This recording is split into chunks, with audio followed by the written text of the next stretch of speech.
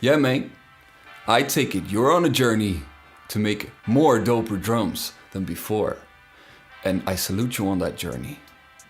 In an ideal world, we should always strive to have the best of the dope in the drums. Lucky to you, I congratulate you on finding this little chicky bit. Congratulations! Hi! Today I have for you 6 not too obvious tips on how to make your drums sound fatter, more doper, more crisper. Let us say how to dominate your drum samples to the point of dangerous. We must make this clear. You cannot learn completely by mimicking everything exactly how I do it here today, Mahan. So it is of ultra high importance that you play around at each stage, every step of the way. Experiment, because this is how you're gonna learn eventually. Listen carefully to exactly what effect your tweaking has to the sound during your tweaking of the tweaking. There's a lot, many you can do, and it does vary case by case depending on what sounds you're working with. Use your ears and practice, practice, practice, practice, practice. The end goal of this is we make this a part of your intuition. You could feel it and be one with it, like a Bruce. Here we goes again. You could use any drum sample, but we're gonna use a drum break in this case. Like this. So we start by chopping it up. Go to sampling in your left upper corner. Since we want individual control over the effects and the settings of each sample, we're using the duplicate function to make many copies of this original sample. 3. So let's start with the kick. Get a tight start point. The hi-hat was invented in 1767 by Carpenter of the Himalayas when he took 2 cymbals and stacked them atop each other. Listen to this, you can leave some air on the snare. We're gonna fix that later on, right? Now you saddle that horse head on down and plug in sound, make a right turn at Cletus's farm and find type. Change that to AHD right now. ADD. AHD is better for drums than one shot or ADSR because you can shape its envelope. It is still not dependent on how long you hold the pad. So it's like the best of both worlds, you see. I like to use ADSR with a short release for drums to vary the length and make it more funky sometimes, but that's about more programming more. And this episode is all about sound, baby girl. Nice and short attack. Just enough to kill that click. Use the hold and decay values to make an alpine slope that murders the click at the end without even realizing it's a mountain, without the limbs necessary to even fucking do the job. We give that hi-hat the same pampers so no one gets jealous. He was invented first, so he's got quite the ego. The snare doesn't care as long as the siblings are fair. Filters. Take ass a step to the right with the right arrow and find filter on the individual's drum sample. I often use a little bit of high pass filter on the snare and a lot on the hi-hats. It's a life hack right there. We just want to take out the lowest of the low, right? Can we do that? Yeah. Click right on the upper right. Hold shift plus browser and low transient master. Transient Master is a great tool and machine to give your drums more punch and snap. Fool around with the attack and release until you get a sound you like. It is easy to go overboard with the attack because of the instant gratification and amazingness here, so go soft on her. Please, will you? Let us load up an equalizer. The equalizer depends on the sound, of course. This is very much a listen and learn issue. If you want to teach your brain about the equalizer and where you can find certain frequencies, I suggest you raise the gain on one of the mid bands and sweep it back and forth. You can boost the frequencies you like and cut the ones you don't. Be delicate here.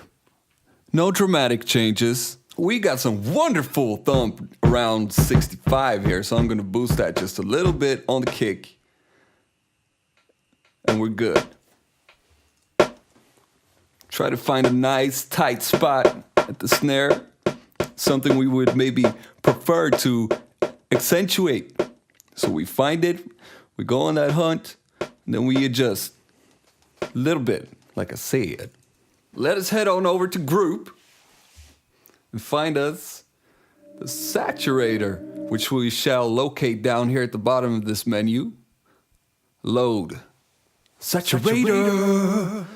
You know what I'm saying? Wow. What happened?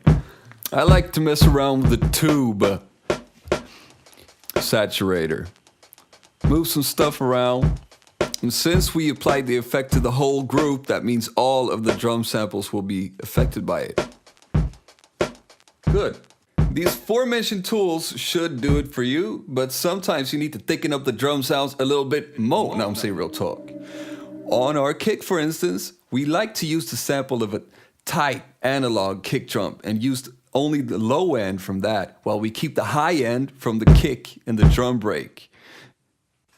Let's do it like this just for demonstration's sake. Let's cut off some low end in the kick with a filter effect. There we go. All right. High pass. We don't want to cut off too much. You still want to be able to hear it. And now we're going to load up analog kick. Got so much techno on my mind right now. I think we got something here. There we go. Same procedure. Make it short and snappy. Put the low pass filter on it.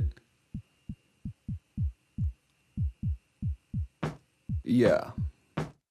If you want to dial it in extra tight, press pad mode, and then you set link group to the same digit on both kick samples. So make your pad with the kick master, and then you make the layered kick her slave. Dominate. Sometimes you can polish a turd. A lot of you guys miss this, but if possible, you should try tuning your drums to the rest of the sounds. Now, I don't have a sample yet, but sometimes the kick and the snare can have a pretty clear tonal ring to it.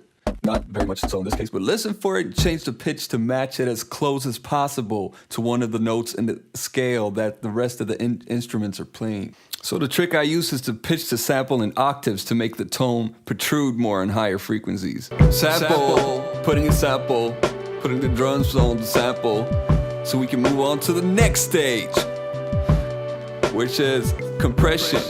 And we want to compare it to how it sounds on top of the sample, so we need some kind of reference.